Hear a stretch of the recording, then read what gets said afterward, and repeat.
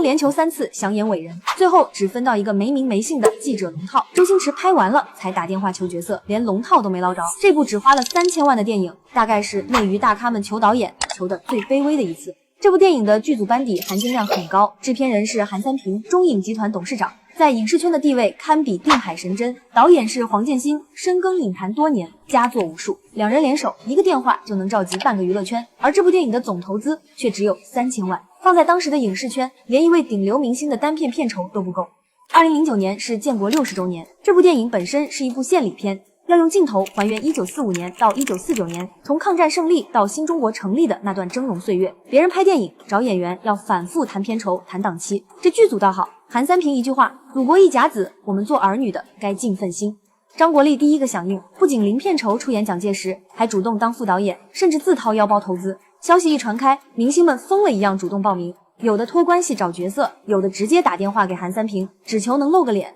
哪怕只有一个镜头、一句台词。当时周星驰也主动致电韩三平，表明想参演的意愿，哪怕零片酬倒贴钱也愿意，最终还是被婉拒。因为剧组当时已进入收尾阶段，主要拍摄政协会议相关戏份，所有角色都已经确定，想给周星驰安排一个合适的有名有姓的角色根本没有余地。而且周星驰的风格和身份和大陆演员不一样，不能随便拉来露一脸，那样既不尊重他，也不尊重电影。成龙也没拿到好角色，他原本想演伟人，但是因为形神不够相似，只演了一个说粤语的记者，台词也不多，但他毫无怨言。拍完还一个劲说能参与就很荣幸。而剧组的拍摄要求也很苛刻，在北京拍摄7届2中全会戏份时，连续下了2天雪，工作人员每天都会提醒演员，进现场前必须清理干净身上的积雪，不能在通道上留下丝毫血印，只为最大限度还原历史原貌。选景方面，剧组原本计划在重庆拍摄部分戏份，但周边全是高楼，容易出现穿帮镜头，就直接在北京搭了景，即便增加成本也绝不将就。能让上百位明星零片酬挤破头，除了电影的特殊意义，更离不开剧组的专业，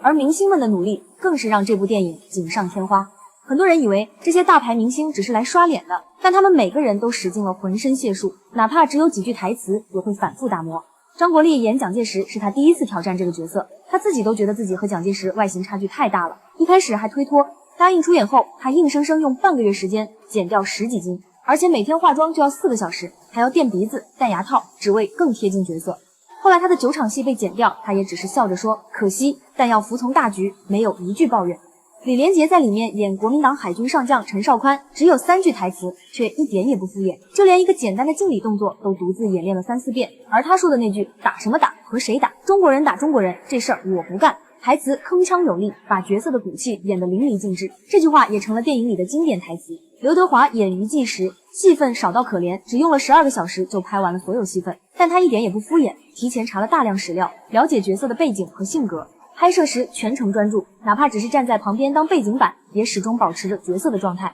刘烨为了演好一个喝醉的红军老兵，拍戏前特意喝了啤酒，把醉酒后的神态、动作演得活灵活现，一点没有偶像包袱。还有许晴演宋庆龄，她知道自己不是特型演员，外形和年龄和宋庆龄有差距，就着重打磨神态，反复研究宋庆龄的生平事迹，力求做到神似。章子怡本来没在剧组的计划里，主动报名后，剧组发现她和龚鹏的脸型很像，就给了她这个角色。她为了演好这个角色，反复琢磨台词，哪怕只有几场戏，也做到了零失误。这些明星在平时都是独当一面的主角，片酬动辄上千万，可在建国大业的剧组里，没有主角配角之分，没有片酬高低之别，每个人都在尽全力做好自己的角色。这种敬业精神放在现在的娱乐圈里真的很难得。一部电影的拍摄难免有遗憾，建国大业也不例外。因为电影时长有限，很多明星精心拍摄的戏份最终都被剪掉了，可没有一个人抱怨，这种格局真的让人佩服。吴宇森在里面演一个军方代表，本来就没几句台词，最后还被全删了。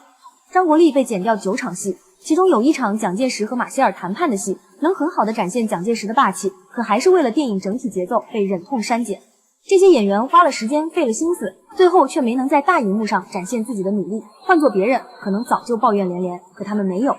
因为他们都明白这部电影不是为了个人名利，而是为了纪念那段难忘的历史，个人的遗憾在国家情怀面前根本不值一提。不过好在这部电影后来还推出了近4个小时的导演版本，和影院公映的2个多小时版本相比，删减的戏份并不多，